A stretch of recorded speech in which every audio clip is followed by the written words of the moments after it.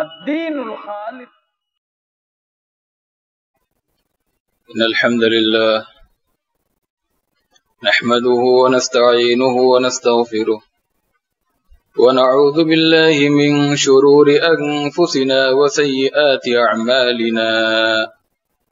من يهده الله فلا مضل له ومن يضلل فلا هادي له، وأشهد أن لا إله إلا الله وحده لا شريك له، وأشهد أن محمدا عبده ورسوله. يا أيها الذين آمنوا اتقوا الله حق تقاته ولا تموتن إلا وأنتم مسلمون. يا أيها الناس اتقوا ربكم الذي خلقكم من نفس واحدة وخلق منها زوجها وبث منهما رجالا كثيرا ونساء، واتقوا الله الذي تساءلون به والأرحام إن الله كان عليكم رقيبا. يا أيها الذين آمنوا اتقوا الله وقولوا قولا سديدا يصلح لكم أعمالكم ويغفر لكم ذنوبكم، ومن يطع الله ورسوله فقد فاز فوزا عظيما. أما بعد، فإن خير الحديث كتاب الله، وخير الهدي هدي محمد صلى الله عليه وسلم، وشر الأمور محدثاتها، وكل محدثة بدعة، وكل بدعة ضلالة، وكل ضلالة في النار. أعوذ بالله من الشيطان الرجيم. بسم الله الرحمن الرحيم. يوم نقول لجهنم هل امتلأت وتقول هل من مزيد، وأزلفت الجنة للمتقين غير بعيد. هذا ما توعدون لكل أواب حفيظ. من خشي الرحمن بالغيب وجاء بقلب منيب ادخلوها بسلام ذلك يوم الخلود. لهم ما يشاءون فيها ولدينا مزيد. وكم أهلكنا قبلهم من قرن هم أشد منهم بطشا فنقبوا في البلاد هل من محيص. إن في ذلك لذكرى لمن كان له قلب أو ألقى السمع وهو شهيد. ولقد خلقنا السماوات والأرض وما بينهما في 6 أيام وما مسنا من لغوب. فاصبر على ما يقولون وسبح بحمد ربك قبل طلوع الشمس وقبل الغروب، ومن الليل فسبحه وأدبار السجود. واستمع يوم ينادي المناد من مكان قريب. يوم يسمعون الصيحة بالحق ذلك يوم الخروج. إنا نحن نحيي ونميت وإلينا المصير. يوم تشقق الأرض عنهم سراعا ذلك حشر علينا يسير. نحن أعلم بما يقولون وما أنت عليهم بجبار. فذكر بالقرآن من يخاف وعيد. وقال الله عز وجل في كتابه المجيد والفرقان الحميد: أعوذ بالله من الشيطان الرجيم. ولولا دفع الله الناس بعضهم ببعض لهدمت الصوامع وبيع وصلوات ومساجد يذكر فيها اسم الله كثيرا ولينصرن الله من ينصره إن الله لقوي عزيز.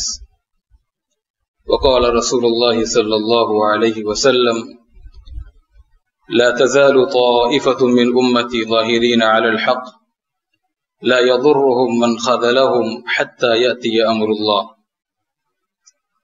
معزز حاضرین جمعہ، دین اور اسلامی بھائیوں، عزیز نوجوان دوستوں،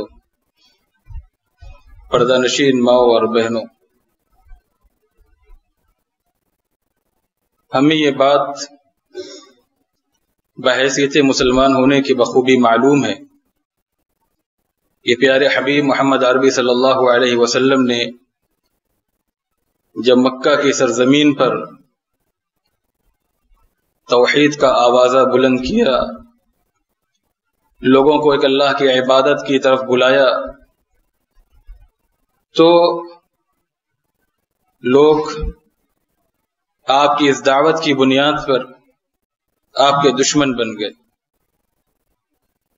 خود آپ کے اپنے گھر میں آپ کا اپنا چچا سب سے پہلا اور سب سے بدترین دشمن بن کر ابو لہب سامنے آیا۔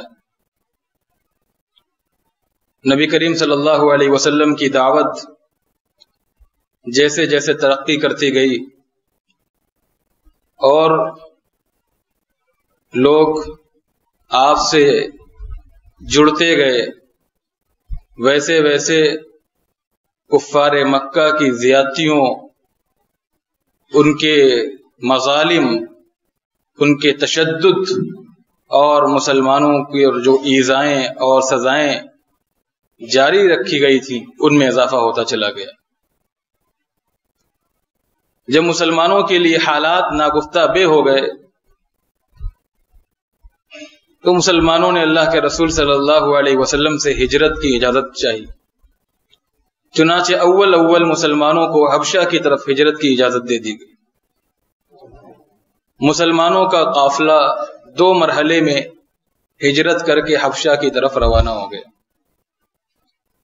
لیکن ادھر حج کے موسم میں مدینہ کے انصار صحابہ جو خفیہ طور پر اللہ کے نبی صلی اللہ علیہ وسلم سے بیعت کر چکے تھے، آپ پر ایمان لا چکے تھے اور آپ کو پناہ دینے کا اور آپ کی جان و مال سے حفاظت کرنے کا وعدہ کر چکے تھے، جب ان کا ارادہ یہ معلوم ہو گیا حبشہ کے مہاجرین کو کہ اللہ کے نبی صلی اللہ علیہ وسلم جلد ہی مکہ چھوڑ کر مدینہ کی طرف ہجرت کرنے والے ہیں، تو وہ بھی حبشہ سے مدینہ کی طرف روانہ ہونے لگے۔ اسلامی بھائیوں، اسلام میں ہجرت کے کئی معنی ہیں۔ لغت میں ویسے ہجرت کا معنی ترک کرنے کے، چھوڑنے کے، کسی کام کا چھوڑنا، کسی کام کا ترک کر دینا۔ علماء کرام نے شرعی اعتبار سے ہجرت کی کئی تعریف کی ہے۔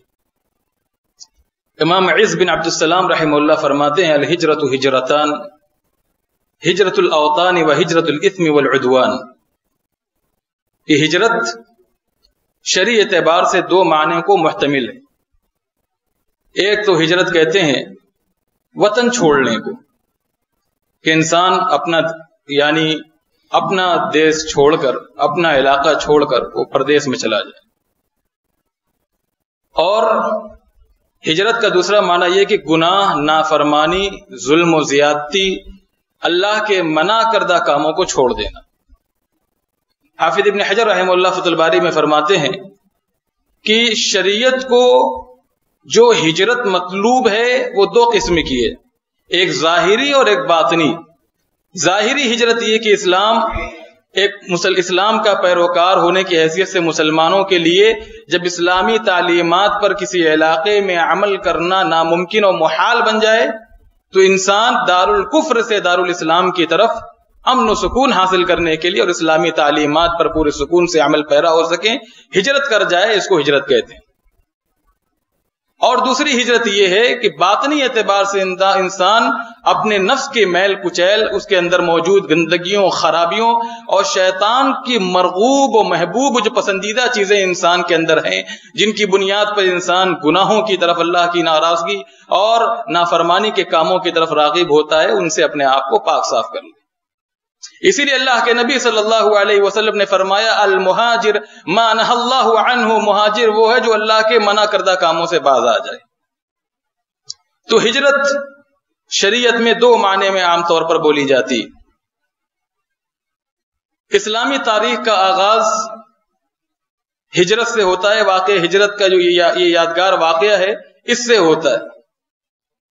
حضرت سہل بن عبداللہ رضی اللہ تعالیٰ عنہ فرماتے ہیں کہ صحابہ کرام نے نبی کریم صلی اللہ علیہ وسلم کی بعثت سے نہ آپ صلی اللہ علیہ وسلم کی وفات سے تاریخ کا شمار کیا، نہ آپ کی بعثت سے تاریخ کا شمار کیا، نہ آپ کی وفات سے تاریخ کا شمار کیا، بلکہ انہوں نے اللہ کے نبی صلی اللہ علیہ وسلم کی مدینہ میں تشریف آوری سے تاریخ کا حساب کیا. کیوں؟ ہجرت سے اسلامی تاریخ کا آغاز کیوں ہوتا ہے؟ واقع ہجرت سے اسلامی تاریخ کیوں منسلک ہے، کیوں مربوط ہے؟ فرماتے ہیں اس کا سبب حافظ ابن حجر رحمہ اللہ فتح الباری میں کہ ابو موسیٰ اشعری رضی اللہ تعالیٰ عنہ نے دورت خلافت فاروقی میں ابو موسیٰ اشعری رضی اللہ تعالیٰ عنہ نے عمر فاروق رضی اللہ تعالیٰ عنہ کو خط لکھا کہ آپ کی طرف سے جو خطوط ہمیں موصول ہوتے ہیں ان خطوط پر تاریخ درج نہیں ہوتی، جسے سمجھنے میں بڑی دشواریاں ہوتی ہیں کہ کون مقدم ہے کون مؤخر ہے. اس لیے آپ تاریخ درج کر کے خطوط بھیجا کریں. عمر فاروق رضی اللہ تعالی عنہ نے شورا طلب کی اور صحابہ کرام سے مشورہ طلب کیا، جس میں انصار اور کبار صحابہ مہاجرین موجود تھے. صحابہ کرام میں سے بعض نے کہا کہ تاریخ کا آغاز یعنی تاریخ کا حساب، تاریخ کا شمار بعثت سے ہونا چاہیے. لیکن بعثت کے تعلق سے جو تاریخ ہے وہ تاریخ کا تعین نہیں ہے کہ کون سے متعین تاریخ میں آپ صلی اللہ علیہ وسلم مبعوث ہوئے. بعض نے کہا کہ آپ کی وفات سے ہونا چاہیے، لیکن ان میں بعض ایسے بھی تھے جنہوں نے کہا کہ ہجرت سے، واقع ہجرت سے تاریخ کو مربوط کیا جائے اور ہجرت سے ہی تاریخ کا آغاز ہونا چاہیے. عمر رضی اللہ تعالیٰ عنہ کو رائے پسند آئی اور انہوں نے فرمایا الہجرت فرقت بین الحق والباطل فارخوا من الہجرہ. ہجرت نے چونکہ حق و باطل کے درمیان ایک امتیاز اور فرق واضح کر دیا اور حق الگ ہو گیا باطل سے، فارخوا من الہجرہ، تو مناسب یہی ہے کہ ہجرت سے ہی اسلامی تاریخ کا آغاز ہونا چاہیے. پھر دوسرا سوال یہاں پہ یہ ہوتا ہے کہ پھر اسلامی تقویم میں، اسلامی کیلنڈر میں محرم ہی کو سب سے پہلا مہینہ کیوں بنایا گیا؟ محرم ہی کو سب سے پہلا مہینہ کیوں مقرر کیا گیا؟ یہ بھی دوسرا سوال ہے جو موضوع سے متعلق ہے. اور بھی تو مہینے تھے، رمضان تھے، شوال تھے، ذی الحجہ تھے، یہ بہت سارے مہینے تھے. محرم ہی کو پہلا مہینہ کیوں منتخب کیا گیا، مقرر کیا گیا؟ حافظ ابن حجر رحمۃ اللہ علیہ فتح الباری میں فرماتے ہیں کہ اول اللہ کے نبی صلی اللہ علیہ وسلم نے ہجرت کا جو ارادہ، مکہ چھوڑنے کا اور مدینہ جانے کا جو ارادہ اور عزم کیا تھا، عزم بنایا تھا، وہ آپ صلی اللہ علیہ وسلم نے ذی الحجہ میں بنا لیا تھا. کیوں؟ کیونکہ انصار صحابہ کرام جو مدینہ سے آ رہے تھے اور جنہوں نے اللہ کے نبی صلی اللہ علیہ وسلم کے ہاتھوں پر بیعت کی تھی، آپ صلی اللہ علیہ وسلم نے ان سے بیعت لی تھی، اور یہی بیعت عقبہ کے نام سے مشہور ہے، جس نے ہجرت میں بہت بڑا کردار ادا کیا. حافظ ابن حجر رحمۃ اللہ علیہ فرماتے ہیں کہ یہ بیعت ہجرت مدینہ کے لیے تمہید مقدمہ ثابت ہوئی. اور یہ بیعت کب ہوئی؟ یہ بیعت ہوئی ذی الحجہ کے مہینے میں، ذی الحجہ کے مہینے میں جن سے ہم گزر رہے ہیں. اور اس کے بعد جو پہلا مہینہ تھا، جو پہلا چاند تھا، پہلا ہلال تھا، وہ محرم کا مہینہ تھا. تو مناسب یہ سمجھا گیا کہ اسی مہینے سے اسلامی تقویم کا آغاز کریں. جبکہ آپ کو یہ معلوم ہونا چاہیے کہ اللہ کے نبی صلی اللہ علیہ وسلم نے جو سفر ہجرت کیا تھا وہ سفر ہجرت ربیع الاول کے مہینے میں تھا. اس لیے کسی طور پر مناسب نہیں تھا کہ محرم کے مہینے سے آغاز کیا جائے. لیکن چونکہ آپ نے ارادہ جو بنایا تھا اول وہ آپ نے محرم کے مہینے میں بنا لیا تھا ہجرت کرنے کا، اس لیے تمام علماء کی اور تمام مورخین کی یہی اور صحابہ کرام کی یہی اسی بات پر ان کا فیصلہ ہوا، یہی بات طے ہوئی کہ محرم سے اسلامی تقویم کا، اسلامی کیلنڈر کا آغاز کیا جائے، اس کی شروعات کی جائے. اس ہمارے لیے واقع ہجرت میں بہت سارے موعظت اور نصیحت کی بہت ساری چیزیں ہیں، درس و عبرت کی بہت ساری چیزیں ہیں. اس سفر ہجرت میں اللہ کے نبی صلی اللہ علیہ وسلم کا جو آغاز ہوا ہجرت کا واقعہ، اس سے ایک بات تو یہ معلوم ہوئی کہ حق و باطل کے درمیان مقابلہ اور لڑائی، معرکہ آرائی، یہ ہمیشہ سے رہی ہے۔ حضرت نوح علیہ الصلوۃ والتسلیم کے زمانے سے جو حق و باطل کے درمیان لڑائی شروع ہوئی ہے، مقابلہ شروع ہوا ہے، وہ تا قیامت قائم اور باقی رہے گا۔ یہ مقابلہ باقی رہے گا، یہ مقابلہ ختم ہونے والا نہیں ہے۔ باطل ہمیشہ اسلام کے خلاف، حق کے خلاف، مسلمانوں کے خلاف سازشیں کرے گا، اس کو دبانے کی، اس کو ختم کرنے کی منصوبے بنائے گا، لیکن اخیر میں سرکوبی کس کی ہوگی؟ باطل کی ہوگی۔ باطل ہی پست ہوگا، باطل ہی ذلیل ہوگا، کیونکہ اس کے مقدر میں اللہ نے پستی رکھی ہے۔ وَجَعَلَ الَّذِينَ كَلِمَةُ اللَّهِ الْعُلْيَا، اللہ رب العالمین نے قرآن مجید میں بیان فرمایا کہ کافروں کا جو کلمہ ہے، وَجَعَلَ كَلِمَةُ الَّذِينَ كَفَرُوا السُّفْلَى وَكَلِمَةُ اللَّهِ هِيَ الْعُلْيَا، کافروں کا کلمہ ہمیشہ پست رہے گا اور اللہ کا کلمہ ہمیشہ بلند رہے گا۔ تو یہ مقابلہ ہمیشہ سے چلنے والا ہے اور ہمیشہ رہے گا، اسی لیے اللہ کے نبی صلی اللہ علیہ وسلم نے فرمایا لا تزال طائفۃ من امتی ظاہرین الحق، میری امت کا ایک گروہ ہمیشہ حق پر باقی رہے گا، اس کا دشمن اسے کوئی نقصان نہیں پہنچا سکے گا یہاں تک کہ قیامت آ جائے۔ تو یہ لڑائی ہمیشہ رہے گی، اور اللہ رب العالمین کی سنت الہی ہے جو نافذ ہوتی رہے گی اور ہوتی رہی ہے۔ قرآن میں اللہ رب العالمین نے بیان فرمایا ولولا دفع اللہ الناس بعضهم ببعض لهدمت الصوامع وبيع وصلوات ومساجد يذكر فيها اسم الله كثيرا، اللہ رب العالمین اگر باہم آپس میں ایک دوسرے کے خلاف ایک دوسرے کو کھڑا نہ کرتا تو یہ گرجے، یہ عبادت خانے، یہ مسجدیں، یہ صومعے جس میں بکثرت اللہ تبارک و تعالیٰ کا ذکر کیا جاتا ہے، یہ منہدم کر دیے جاتے، مسمار کر دیے جاتے۔ تو ایک حق کا گروہ ہے، ایک باطل کا گروہ ہے، حق کے گروہ کے ذریعے سے اللہ رب العالمین باطل سے مقابلہ کرا رہا ہے، باطل سے مقابلہ کراتا آ رہا ہے اور کراتا رہے گا، اور اس کے ذریعے سے اسلام و مسلمانوں کا دفاع کراتا رہے گا۔ لیکن انجام کار مسلمانوں کو فتح ملے گی، مسلمانی غالب رہیں گے، یہ اللہ کا وعدہ ہے۔ انا لننصر رسلنا والذین آمنوا فی الحیات الدنیا ویوم یقوم الاشہاد، یہ اللہ کا وعدہ ہے کہ ہم دنیا کی زندگی میں بھی اپنے رسول کو سر بلند کیا کریں گے، کرتے رہے ہیں، اہل ایمان کو بھی سر بلند کریں گے اور کرتے رہے ہیں، اور آخرت میں بھی ہم انہیں سر بلند کریں گے، عزت دیں گے، ان کی مدد کریں گے، انہیں غالب کریں گے اگر وہ ایمان والے ہوں گے۔ والذین آمنوا فی الحیات الدنیا، دنیا اور آخرت میں کامیابی، فوز و فلاح، عزت و استحکام اور غلبہ اور سربلندی کا اللہ کا وعدہ ہے، بشرطے کہ آپ ایمان والے ہوں۔ اپنے رسولوں سے بھی یہی وعدہ ہے۔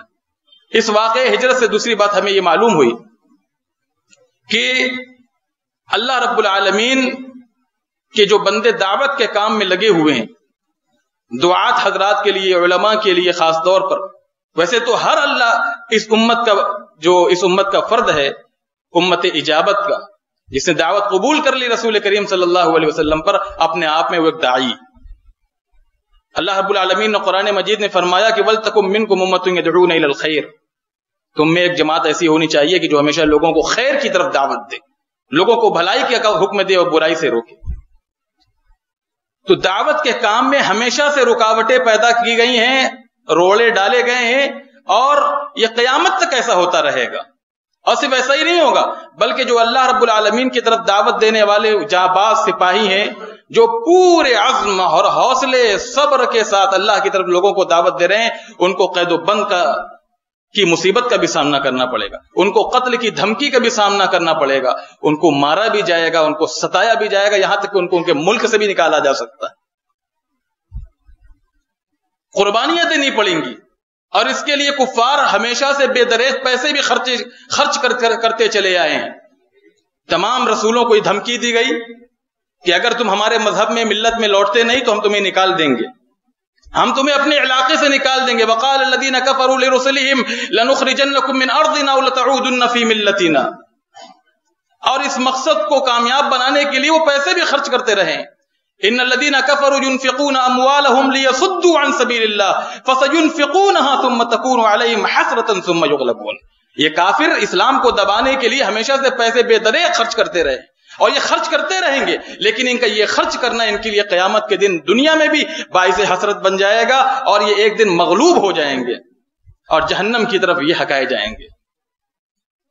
آپ دیکھیے کہ اللہ کے رسول صلی اللہ علیہ وسلم اور ابو بکر جب ہجرت کے واقعے میں غور کیجئے، جب نکلے ہجرت کے لیے تو ان کے پیچھے سراغ رساں لوگوں کو چھوڑا گیا، پا پیادہ سوار سب کو چھوڑا گیا کہ جاؤ، زندہ یا مردہ ابو بکر یا محمد عربی صلی اللہ علیہ وسلم میں سے نعوذ باللہ کسی کا سر لے آؤ تو ہم تمہیں 100 اونٹ کا انعام دیں گے.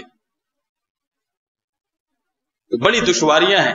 اسی لیے اللہ رب العالمین نے قرآن مجید میں عصر کی زمانے کی قسم کھا کر فرمایا کامیاب وہی لوگ ہیں جو ایمان پر قائم رہیں, عمل صالح کرتے رہیں, وتواصوا بالحق وتواصوا بالصبر, اور حق اور صبر دونوں کو جانے نہ دیں.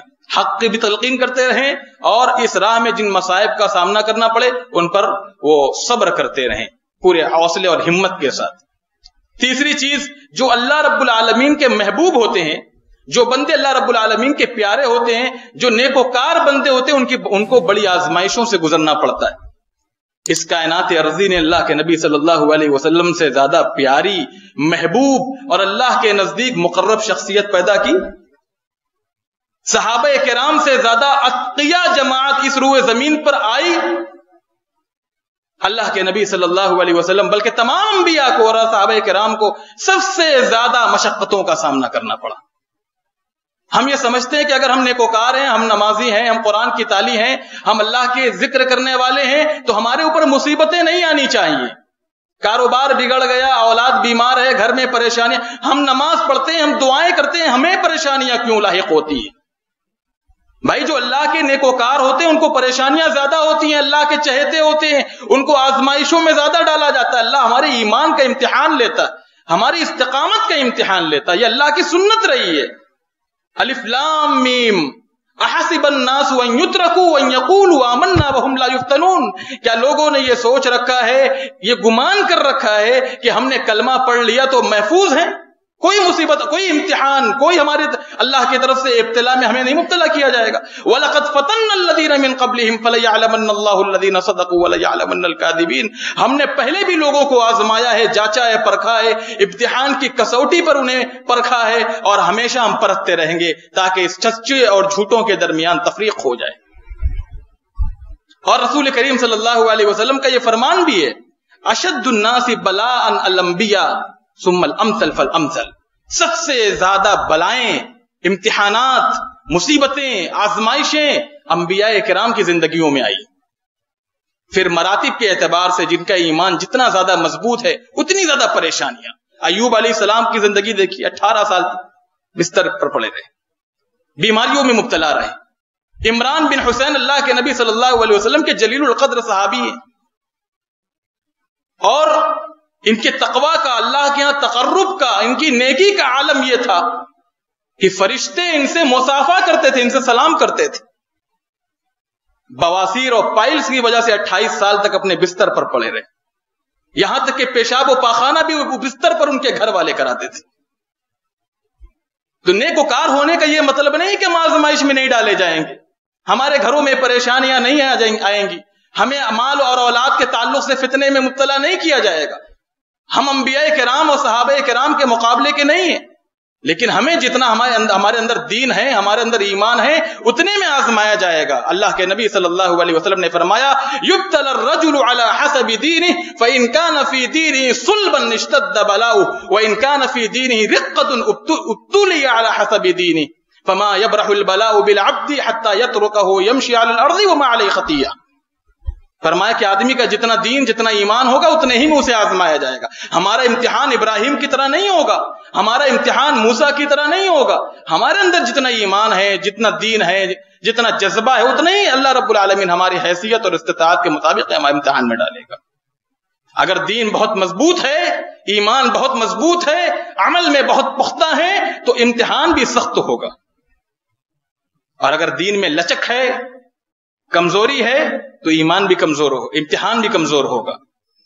لیکن یہ بلائیں, یہ مصیبتیں رسول کریم صلی اللہ علیہ وسلم نے فرمایا برابر مومنوں کا پیچھا کرتی رہتی ہیں, یہاں تک کہ اس کو اس حال میں چھوڑتی ہیں کہ روز زمین پر چلتا پھرتا ہے اور گناہوں سے پاک صاف ہوتا ہے. تو یہ بلائیں اللہ کی طرف سے کبھی رحمت بھی ہوتی ہیں, یہ اللہ کی طرف سے رحمت بھی ہوتی ہیں, اور یہ اللہ کی طرف سے ہمارے گناہوں کی معافی کا ذریعہ بھی بن جاتی ہے. ایک چوتھی بات یہ معلوم ہوئی کہ ہمیں اللہ کی ذات پر توکل کے ساتھ ساتھ, بھروسے کے ساتھ ساتھ اسباب کو بھی اختیار کرنا چاہیے.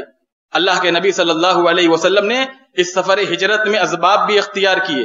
سب سے پہلی چیز, اللہ کے نبی صلی اللہ علیہ وسلم ابو بکر کے ساتھ نکلے سفر پر, سفر میں ساتھی لے کر نکلے، اسی لیے ابو بکر کو اپنے ساتھ روک رکھا تھا. ابو بکر کے ساتھ غار میں اللہ کے نبی صلی اللہ علیہ وسلم تھے. اور اس کے بعد جب ہجرت کی رات تھی، اللہ کے نبی صلی اللہ علیہ وسلم جو مکہ سے نکل کر غار ثور میں جانے والے تھے، آپ صلی اللہ علیہ وسلم علی رضی اللہ تعالیٰ عنہ کے ساتھ بستر پہ تھے. اس کے بعد جب وہاں سے نکلے تو بستر پر علی رضی اللہ تعالیٰ عنہ کو سلا. زیادہ راہ بھی لے گئے. عائشہ رضی اللہ تعالیٰ عنہ، صحیح بخاری کی روایت ہے، ایک جھولے میں سامان وغیرہ رکھ کر انہوں نے اللہ کے نبی صلی اللہ علیہ وسلم اور ابو بکر کے حوالے کیا جو ان کی ضرورت کے سامان تھے. تو اللہ پر توکل کے ساتھ ساتھ سب سے پہلے تو مصیبت کے وقت میں ہر حال میں اللہ پر توکل ہونا چاہیے ایک مومن کا. توکل کے ساتھ ساتھ اسباب کو اختیار کرنا بھی یہ اسلام اور عین ایمان ہے، اسلام کی تعلیم اور عین ایمان ہے. اور پانچویں بات، اس کے علاوہ بھی بہت سارے جو دروس عبر ہیں جو حاصل ہوتے ہیں. آخر بات، اسلام ہمیں خودداری سکھاتا ہے، اسلام ہمیں غیرت کے ساتھ زندگی گزارنا سکھاتا ہے. آج ہمارا عالم یہ ہے، اس تملق پرستی اور مفاد پرستی کے دور میں کہ جہاں ہر انسان ایک دوسرے کے سامنے دست سوال دراز کر رہا ہے، ایک دوسرے کے چمچا بنا ہوا ہے، ایک دوسرے کی باتیں چاہے اچھی ہوں چاہے برے برداشت کیے پھرا ہے، حق اس کی زبان سے نہیں نکلتا. یہ غیرت و خودداری کے خلاف ہے. اللہ کے نبی صلی اللہ علیہ وسلم نے غیرت و خودداری سکھائی ہے. اس سفر ہجرت سے ایک سبق ملتا ہے. اللہ کے نبی صلی اللہ علیہ وسلم نے جو 2 اونٹ ابو بکر رضی اللہ تعالیٰ عنہ نے تیار کیے تھے سفر ہجرت کے لیے، جنہیں تر و تازہ رکھا تھا تاکہ سفر میں پورے آسانی کے ساتھ ہم لوگ سفر طے کر سکیں، یہ اونٹ اللہ کے نبی صلی اللہ علیہ وسلم کو ہدیے کے طور پر دے رہے تھے، بلا قیمت دے رہے تھے. اللہ کے نبی صلی اللہ علیہ وسلم نے ابو بکر سے فرمایا میں یہ اونٹ لوں گا تو قیمت دے کر لوں گا. دوسری بات، اللہ کے نبی صلی اللہ علیہ وسلم کا جب پیچھا کرتے کرتے سراقہ بن مالک پہنچ گئے آپ کے قریب، اور جب وہ بالکل مایوس اور نا امید ہو گئے کہ اب ہم پکڑ نہیں سکتے اور اپنے آپ کو اللہ کے نبی صلی اللہ علیہ وسلم کے تابع اور ماتحت کر دیا، اس وقت سراقہ بن مالک نے پیشکش کی کہ آپ کو کچھ زیادہ راہ دے دیا جائے، سامان وغیرہ فراہم کر دیا جائے فی الفور، اور کچھ اور چیزیں دے دی جائیں آرام کے لیے. اللہ کے نبی صلی اللہ علیہ وسلم نے ان کی اس پیشکش کو ٹھکرا دیا. اسلام خودداری کے ساتھ جینا سکھاتا ہے. غیرت کا فقدان آج کے زمانے میں ہے، یہ اسی وجہ سے کہ ہم دوسروں کے در کی بھکاری بنے ہوئے، حق ہماری زبان سے نہیں نکلتا. صحابہ کرام کے بارے میں فرماتے ہیں، ابو مسلم خولانی صحیح مسلم کی روایت ہے، کہتے ہیں کہ صحابہ کرام سے اللہ کے نبی صلی اللہ علیہ وسلم نے جہاں بہت سی باتوں پر بیعت لی تھی، وہاں اس بات پر بھی بیعت لی تھی کہ لا تسألوا الناس شیئا، کبھی لوگوں سے کسی چیز کا سوال نہ کرنا، عفت و پاک دامنی کی زندگی گزارنا، ہاتھ نہ پھیلانا. الید العلیٰ خیر من الید السفلی، آپ کی یہ تعلیم ہے کہ اوپر والا ہاتھ نیچے والے ہاتھ سے بہتر ہے. کبھی ہاتھ نہ پھیلانا، دے دینا لینا مت کبھی. فرماتے ہیں کہ اللہ کے نبی صلی اللہ علیہ وسلم نے صحابہ سے بیعت لی تھی، فلقد رأیت بعد اولئک النفر، میں نے ان صحابہ کرام کی بعض جماعتوں کو دیکھا، یسقط صوت احدہم، ان کے ہاتھ سے ان کا کوڑا گر جاتا تھا، فما یسأل احد یناولہ ایاہ، وہ غیرت کے مارے کسی سے کہتے نہیں تھے کہ ہمارا کوڑا اٹھا کر ہمارے حوالے کر دو، گرچہ وہ سواری پر کیوں نہ ہوتے تھے. یہ غیرت تھی، یہ خودداری تھی صحابہ کرام کی. میرے اسلامی بھائیوں، آج افسوس کی بات یہ ہے کہ آج ہم نے اسلامی تاریخ اور اس سے جڑے واقعات کو فراموش کر دیا ہے، بجائے اس سے کہ ہم اس سے عبرت حاصل کرتے اور اپنی دنیا اور آخرت سنوارتے. آج مسلمانوں کی اکثریت غیر اسلامی تاریخ اور واقعات کے پیچھے پڑھ کر اپنی دنیا اور آخرت برباد کیے ہوئے. اللہ مسلمانوں کے حال پر رحم فرمائے. محرم کا مہینہ عن قریب آنے والا ہے. اس محرم کے مہینے میں طرح طرح کی خرافات ہمارے سامنے ہوتی. اس واقع ہجرت سے جو دروس و عبر ہمیں حاصل ہوتے ہیں، ہماری توجہ ادھر نہیں جاتی. ہم نے اسلامی تاریخ کو بلا دیا ہے. اسلامی تاریخ کا آغاز کس واقعے سے ہوتا ہے ہم نے اسے بھلا دیا ہے. اس سے کیا دروس و عبر ہمیں ملتے ہیں ہم نے اسے بھلا دیا ہے، فراموش کر دیا ہے. ہم اللہ سے یہی دعا کرتے ہیں الٰہ العالمین تو اس واقعہ ہجرت جو یادگار واقعہ ہے، جس سے ایک اسلامی مملکت، ایک اسلامی ریاست مسلمانوں کو نصیب ہوئی، جہاں سے صحابہ کرام کو عزت و استحکام نصیب ہوا، جہاں سے مسلمانوں کو غلبہ اور فتح کی کامرانی کی بشارتیں ملی، اس مدینے سے اللہ کے نبی صلی اللہ علیہ وسلم نے وہاں پہ مسلمانوں کو پورے طور پر جو ان کے قوانین بنائے تھے، مسلمانوں کو آزاد کر دیا کہ اب تم یہاں پورے طور پر عمل کر سکتے ہو.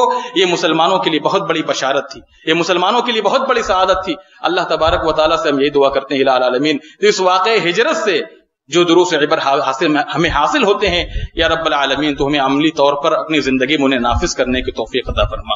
یا رب العالمین جب تک ہم مسلمانوں کو اس دنیا میں زندہ رکھ، امن و عافیت، صحت و سلامتی اور اسلام پر عمل کرنے والا بنا کر زندہ رکھ. جب ہمارا خاتمہ ہو کلمہ توحید لا الہ الا اللہ محمد الرسول اللہ پر ہو. اقول قولی ھذا فاستغفر اللہ لی ولکم ولسائر المسلمین من کل ذنب فاستغفروه انه هو الغفور الرحیم. بارک اللہ لی ولکم فی القرآن العظیم ونفعنی وإیاکم بالآیات والذکر الحکیم انه تعالی جواد بلکم.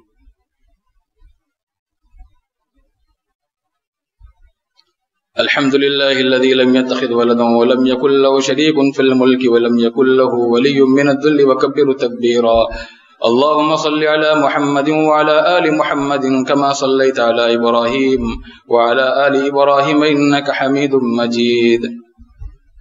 اللهم بارك على محمد وعلى آل محمد كما باركت على إبراهيم وعلى آل إبراهيم إنك حميد مجيد. اللهم إني أسألك الهدى والتقى والعفاف والغنى. اللهم انصر من نصر دين محمد صلى الله عليه وسلم واجعلنا منهم، واخذل من خذل دين محمد صلى الله عليه وسلم ولا تجعلنا منهم. ربنا آتنا في الدنيا حسنة وفي الآخرة حسنة وقنا عذاب النار. عباد الله رحمكم الله، إن الله يأمر بالعدل والإحسان وإيتاء ذي القربى وينهى عن الفحشاء والمنكر والبغي يعظكم لعلكم تذكرون. اذكروا الله يذكركم وادعوه يستجيب لكم، ولذكر الله تعالى أعلى وأولى وأعز وأجل وأتم وأهم وأكبر.